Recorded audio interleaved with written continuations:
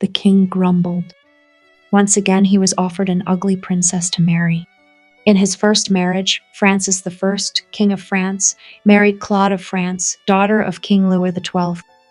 Francis was not thrilled with this marriage, but still politely told his sister Marguerite of Navarre, "I certainly respect this royal daughter, but nothing in her looks attracts me, but that doesn't matter."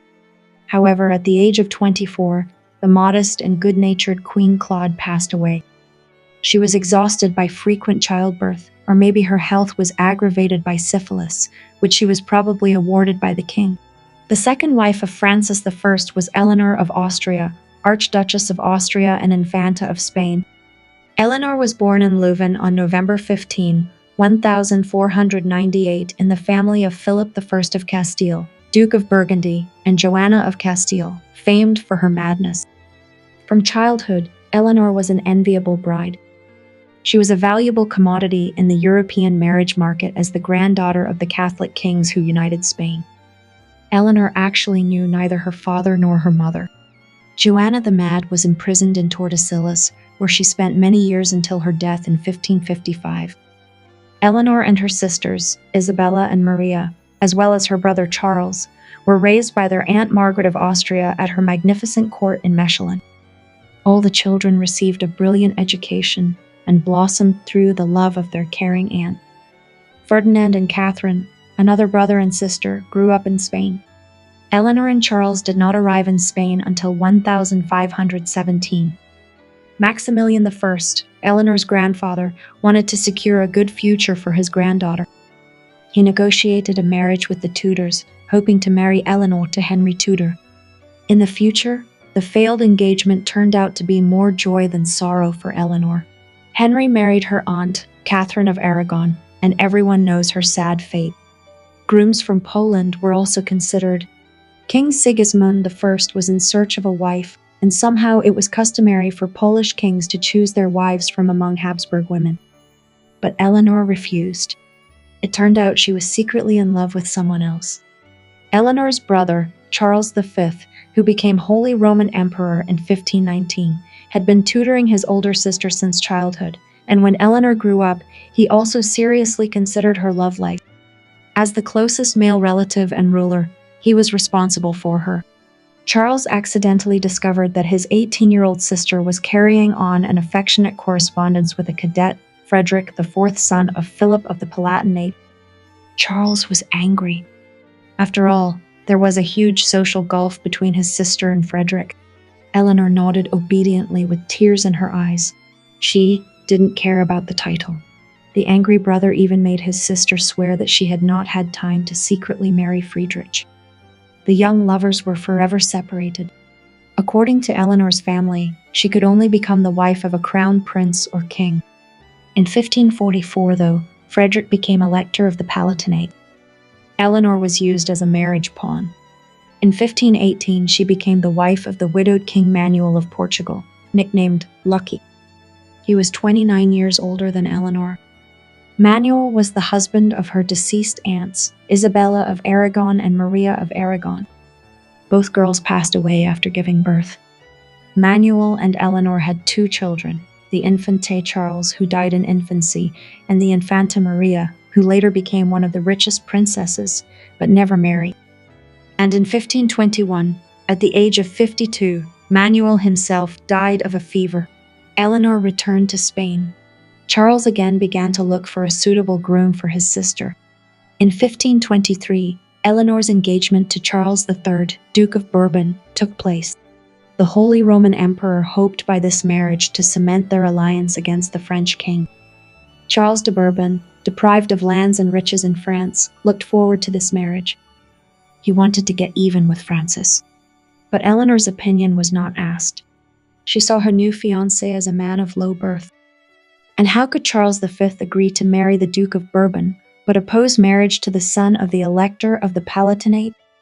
Soon the engagement to the Duke of Bourbon was broken off. Secretly from her brother, Eleanor rejoiced. Soon rumors began to circulate that she might become the new French queen. Francis's previous wife, Claude of France, had died. The kind and gentle queen was mourned by all her subjects. and Francis himself, despite his frequent adulteries, grieved for his deceased wife. But things were going badly for the French kingdom. The French were defeated at the Battle of Pavia in 1525. Francis was taken prisoner by the forces of Charles V. Francis was kept in terrible conditions in Madrid. Even though he was in good health, he caught such a bad cold that he nearly died. Margaret, sister of the French king, personally traveled to Spain, pleading with Charles V to improve the conditions of Francis I's imprisonment. The compassionate Eleanor also begged her brother to treat his prisoner better. But Charles was only angered by the pleas to soften conditions for Francis. Margaret saw Eleanor as supportive.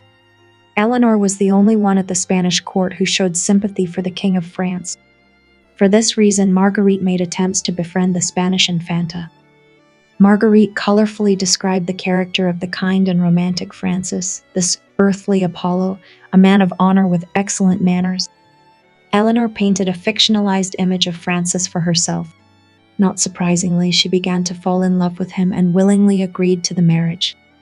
Francis, for his part, was not satisfied with his wife. It was the marriage that was forced upon him. According to the Treaty of Madrid, Francis was to marry Charles' sister. Of course, Francis could bear the harsh prison conditions, but his two sons could not.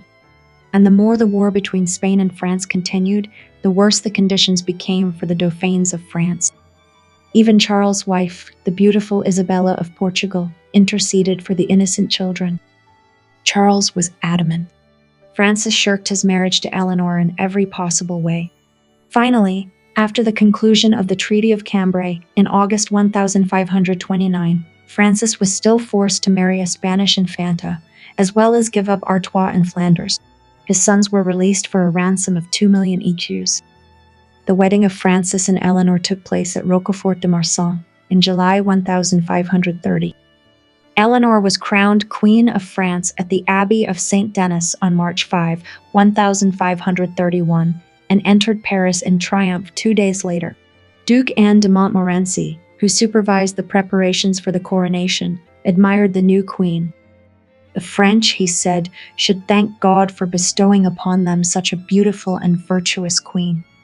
But the English ambassador Sir Francis Bryan told King Henry VIII of England that something was wrong with the royal couple. Francis was cold to his wife. There was only a feigned smile on his face. No doubt he recognized the gravity of political marriages, but it was the imposition of Eleanor that he disliked so much. And Eleanor's hopes were shattered by the harsh reality when she learned that in his alcove will reign not her, but a galaxy of court ladies, among whom the main was a young and arrogant Anne de Pisseleu, who became the Duchess d'Etampes. The description of Eleanor's appearance varies greatly. After all, for the Spaniards, their Infanta was the personification of prudence, beauty, and stateliness. She was described as a fair-haired princess with plump lips. The French, on the other hand, considered their new queen to be insufficiently beautiful and stunted. The English ambassador and the Pope thought Eleanor was beautiful and intelligent. And probably, for a woman of the Habsburg dynasty, Eleanor was very beautiful indeed. The French, on the other hand, were more prejudiced against her, knowing that Francis had married her under duress.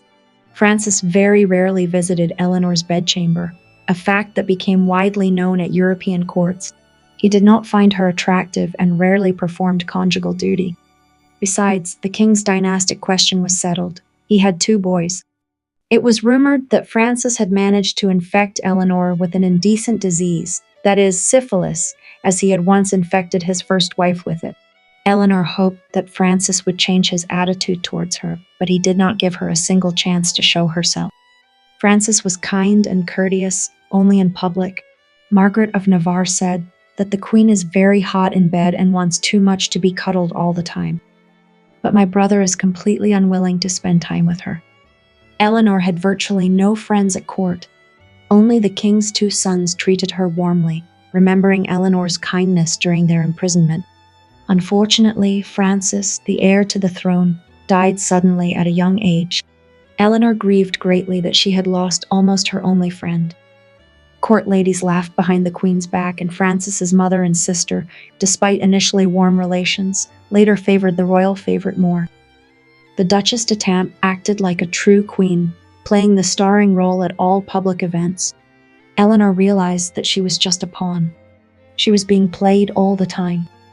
Charles V, wondering who would be more favorable to marry her sister to, and then Francis I and his mother and sister took advantage of Eleanor. In 1538, a new war broke out between French troops occupied Piedmont and Savoy. Eleanor acted as a mediator between the two countries. In 1538, she traveled to Provence to negotiate with her brother. Finally, Eleanor gave vent to her feelings. She confessed to Charles that she was unhappy in her marriage. But to avoid aggravating her relationship with Francis, Eleanor asked Charles to pay homage to Anne d'Etampes.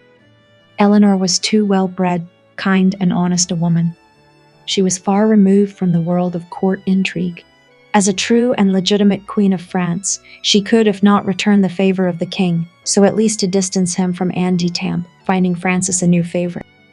That's what Louise of Savoy, Francis's mother, did when instead of her disliked Françoise de Foix, she found for her son Anne d'Etampes.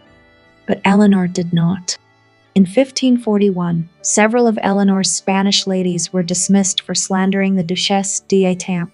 Meanwhile, a new woman who had emerged from the shadows was gaining power at the French court, Diane de Poitiers, Eleanor's maid of honor and favorite of Henry, the Dauphin of France. When Francis I died on March 31, 1547, Eleanor was greatly shaken by her husband's sudden death. She had loved Francis despite his coldness. On April 3, Anne d'Etampes asked the new king, Henry II, to let her bid farewell to Francis I at the Palace of Saint-Germain. The king replied that the decision would be made by his stepmother Eleanor, whom Anne had so badly offended and humiliated all these years. A refusal was given. The new royalty began to take lands and money from Anne's supporters. The loyal Longueuil testified against Madame d'Etampes to preserve his life. The diamonds of the all-powerful Duchesse d'Etampes were taken away and given to Diane de Poitiers. Eleanor was sad. She did not want to stay in France, though no doubt she would have been left with the title of Queen Dowager, a substantial allowance, and universal respect under the new king. But Eleanor did not want wealth and power. She left France. The former Queen of France left for Spain in November 1548. Eleanor dreamed of seeing her daughter Mary from her first marriage, whom she had not seen for 20 years. The long-awaited meeting in 1558 did not fulfill Eleanor's hopes. Maria of Portugal was cold to her mother and did not feel the slightest affection for her. Perhaps Maria was resentful that she had spent so many years separated from her mother. After 3 weeks together in Badajoz, Maria returned home. Eleanor was discouraged. She was so worried that on the way back from Badajoz she fell ill and died. Charles V mourned greatly for his beloved sister, but he himself gave her no chance for personal happiness. Eleanor was queen of 2 kingdoms, but wealth, power, and high position did not make her a happy woman.